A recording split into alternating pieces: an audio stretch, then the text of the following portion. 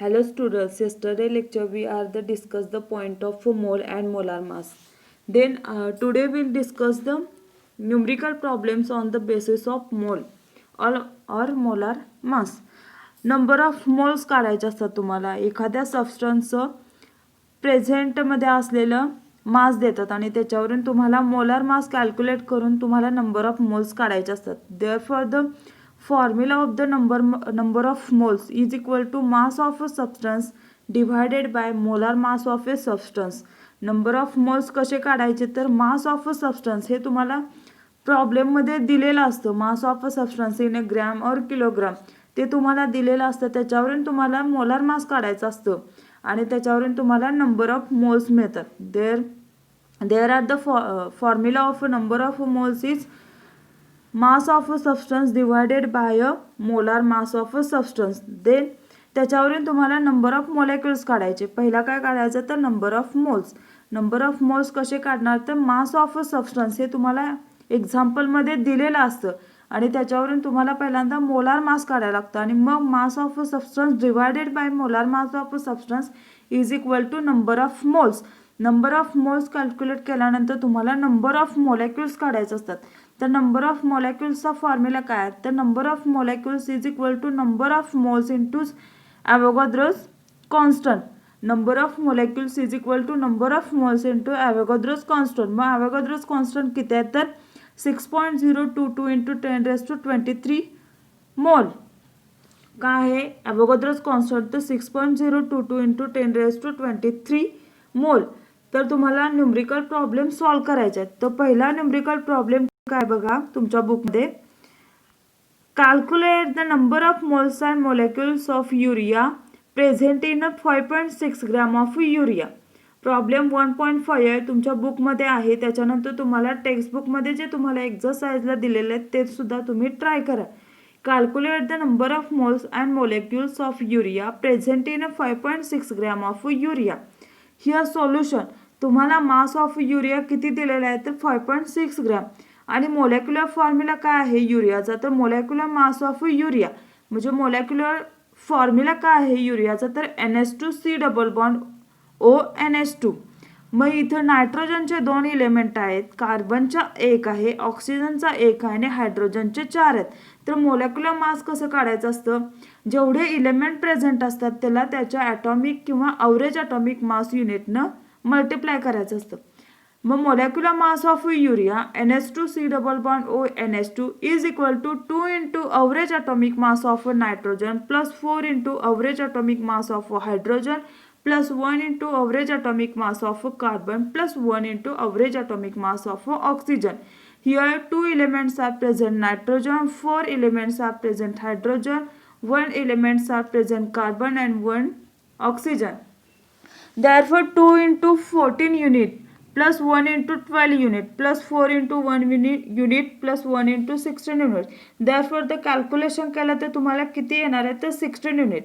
The molecular mass of urea is the 16 unit. Then number of moles calculate करायचे आहेत तुम्हाला. Number of moles पहिल्यांदा molar mass of urea हे unit कशामध्ये हे यू कशामध्ये मिळालं तुम्हाला अवरेज ॲटॉमिक मास हे कशाने डिनोट करतात किंवा त्याचं SI युनिट काय युनिट. पण मोलार मास काय करायचं आहे तर ग्रॅम मोल इनवर्स हे त्यांचे युनिट वेगवेगळे आहेत. न्यूमरिकली ते सेम असतात मोलार मास आणि ॲटॉमिक मास बट ते न्यूमरिकली सेम असतात म्हणजे त्यांचा नंबर हा सेम असतो बट त्यांचं युनिट हे डिफरंट आहे. अवरेज ॲटॉमिक मासचं काय युनिट आणि मोलार मासचं काय gram per mole. Number of moles is equal to mass of urea in a gram divided by molar mass of urea in a gram per mole. मग तुम्हाला एक्झाम्पलमध्ये काय दिलेलं आहे तर 5.6 ग्रॅम हा युरिया प्रेझेंट आहे. तर त्या 5.6 ग्रॅम प्रेझेंट आहे आणि मोलार मास ऑफ युरिया किती आला आपण काढलेला आहे तो 16 ग्रॅम. मग 5.6 gram divided by 16 gram per mole is equal to हे कॅल्क्युलेशन केलं डिवायडेशन केल्यानंतर तुम्हाला किती मिळणार आहे 0.0933 मोल. नंबर ऑफ मोल्स हे कशाने डिनोट करतात किंवा त्याचं युनिट काय आहे मोल आहे. हे तुम्हाला काय मिळाला number of moles. Number of मोल्सचा फॉर्म्युला काय आहे तर mass of substance divided by molar mass of a substance. Mass of a substance हे तुम्हाला एक्झाम्पलमध्ये दिलेलं असतं. मोलार मास हे कॅल्क्युलेट करावं लागतं आणि मग त्याच्यावरून तुम्हाला नंबर ऑफ मोल्स मिळतात. त्याच्यानंतर number of molecules. Number of molecules कसे काढायचे तर number of moles into Avogadro's constant. Number of molecules is equal to number of moles into Avogadro's constant. Number of molecules of urea is equal to किती आलेला आहे आपला number of moles किती आला आहे तर 0.0933 मोल इंटू ॲव्होगाड्रोस कॉन्स्टंट किती आहे 6.022 into 10⁻23 molecules per mole is equal to त्यांचा दोघांचा मल्टिप्लिकेशन केल्यानंतर तुम्हाला आन्सर किती मिळतं तर 0.5618 इंटू 10⁻23 मोलेक्युल्स. और रेजमध्ये पॉवर जर इकडे तर चेंज केली तर किती येतं 5.618 into 10⁻22 molecules. The number of moles is equal to किती आले आपले 0.0933 मोल आणि number of molecules of urea किती आले तर 5.618 इंटू 10⁻22 मोलेक्युल्स. त्यानंतर दुसरा एक्झाम्पल बघूया.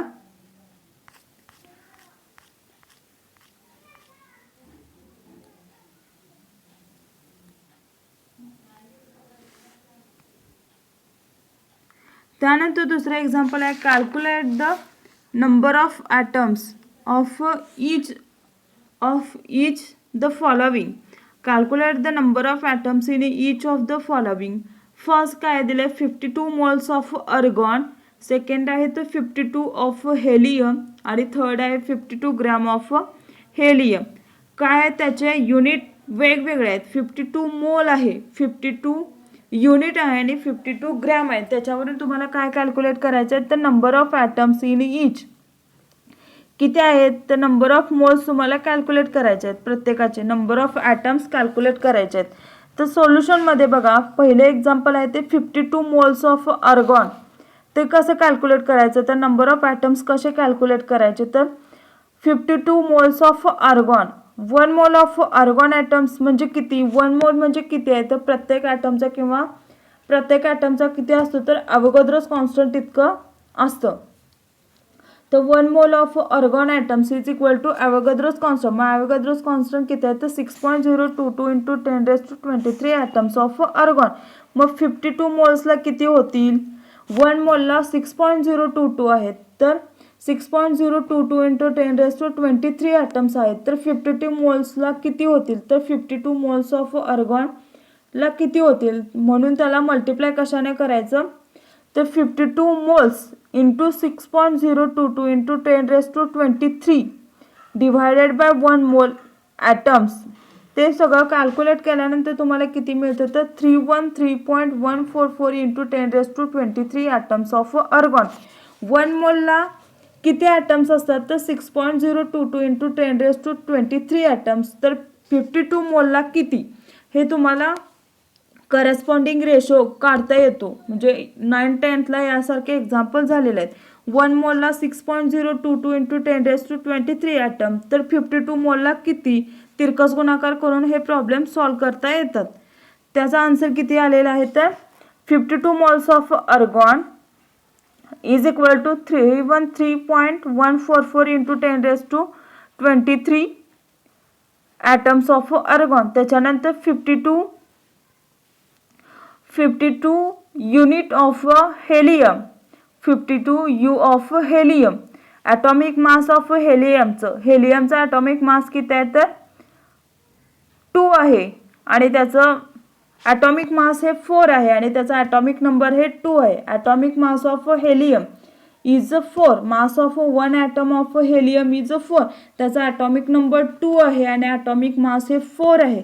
तर 4 unit is equal to 1 helium. तर 52 युनिटला किती ॲटम्स असतील हेलियमचे 1 हेलियम म्हणजे किती तर 4 युनिट. मग 52 युनिट म्हणजे किती हेलियम हे पण तिरकस गुणाकार करूनच काढायचं आहे. 4 युनिटला 1 हेलियम असतो तर 52 युनिटला किती हेलियमचे ॲटम्स असतील तर 52 u into 1 atom divided by 4.0 unit is equal to 13. हे कॅल्क्युलेशन खूप सोपं आहे. करस्पॉन्डिंग तिरकस गुणाकार करून काढायचे आहेत. एकास एक तर याला किती याच्यावरून तुम्हाला ते कॅल्क्युलेट करायचे आहेत. आणि 9-10ला हे एक्झाम्पल यासारखे मॅथ्समध्ये झालेले आहेत. फक्त इथं वर्डमध्ये ॲटमचं नेम वगैरे घेतलेलं असतं, त्यामुळे तुम्हाला जरासा प्रॉब्लेम येईल. इथं काय केलं तर 52 युनिट आहेत आणि त्याला किती ॲटम्स असतील हेलियमचं हे विचारलंय. मग एका हेलियमला 4 युनिट आहेत, तर 52 युनिटला किती ॲटम्स असतील हे तिरकस गुणाकार करून काढू शकतो. त्याच्यानंतर 52 ग्रॅम ऑफ हेलियम हे ग्रॅममध्ये दिलेलं आहे. आता त्याचे काय काढायचे आहेत, नंबर ऑफ ॲटम्स काढायचे आहेत. मग mass of 1 mole of helium हे किती आहे, व ॲटॉमिक मास हेलियमचं किती आहे तर 4 युनिट आहे. आता ग्रॅममध्ये दिलेलं आहे, 52 ग्रॅम दिलं आहे म्हटलं आपल्याला पण ग्रॅममध्ये घ्यायला पाहिजे, मोलार मास घ्यायला पाहिजे. मग त्याचं molar mass of 1 mole of helium is equal to 4.0 gram. Kilogram असेल तर पुढे पण सगळे SI युनिटच घ्यायचे. जर CGS युनिट असतील तर सगळे CGS युनिट घ्यायचे. तर number of moles of helium, number of moles कसं काढतो ते आपल्याला माहीतच आहे. मास of substance divided by molar mass of substance. मग इथं मास ऑफ सबस्टन्स म्हणजे हेलियमचा मास किती दिलेला आहे 52 ग्रॅम आणि मोलार मास ऑफ सबस्टन्स म्हणजे 1 मोल ऑफ हेलियमचं मास किती आहे तर 4.0.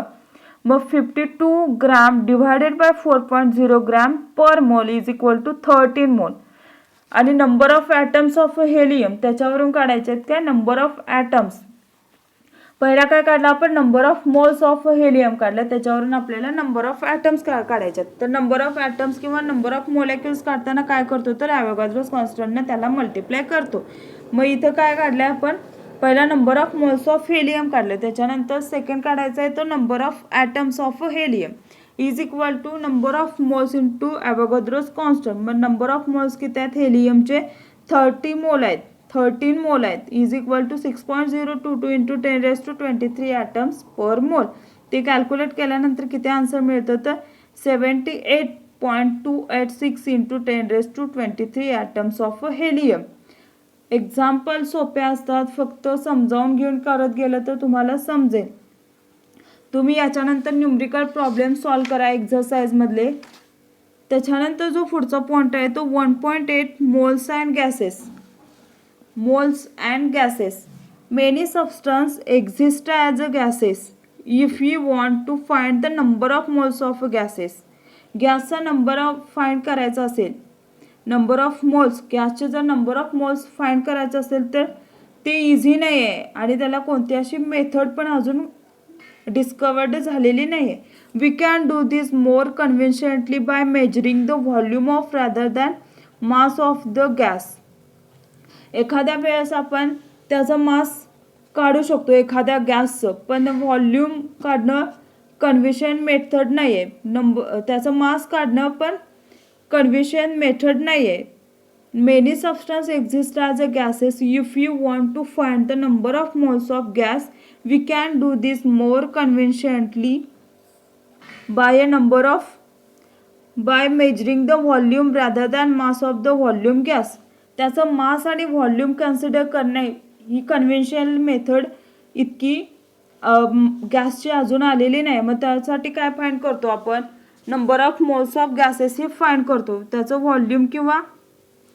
व्हॉल्यूम आणि मास हे कॅल्क्युलेट करणं इतकं इझी नाही आहे एखाद्या गॅसचं, म्हणून आपण काय कॅल्क्युलेट करतो तर नंबर ऑफ मोल्स हे कॅल्क्युलेट करतो. Chemists have deduced from Avogadro's law that 1 mole of any gas occupies a volume of 22.4 dm cube at a condition standard temperature and a pressure 1 atm. काय केमिस्टने deduce केलं, Avogadro's law that 1 mole of any gas occupies a volume of 22.4 dm cube at a standard temperature 0 degree Celsius and pressure 1 atmospheric pressure. That is molar volume चा definition काय येतं तर 1 mole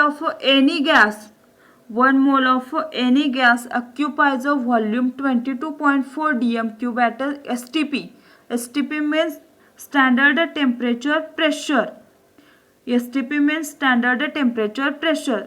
आता temperature किती आहे standard इथं consider केलं तर 0 डिग्री सेल्सिअस आणि प्रेशर काय केलेलं आहे 1 atmosphere.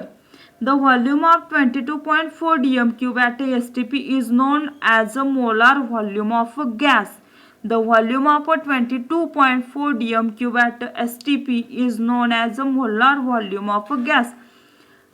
We can do this more conventionally by measuring the volume rather than mass. एखाद्या गॅसचं व्हॉल्यूम किंवा त्याचं मास मेजर करणे इतके कन्व्हेन्शन नाही आहे. म्हणून काय मेजर करतात केमिस्टनी काय मेजर करण्यास त्याच्यावरून केलं गॅसचं number of moles of gases हे फाइंड आउट करू शकतो आपण. But volume or mass of any gas not easily find आणि कन्व्हेन्शनली मेथड नाही आहे. त्यामुळं काय गॅसचं फाइंड आउट करतात तर number of moles of any gas that is 1 mole of any gas occupies volume of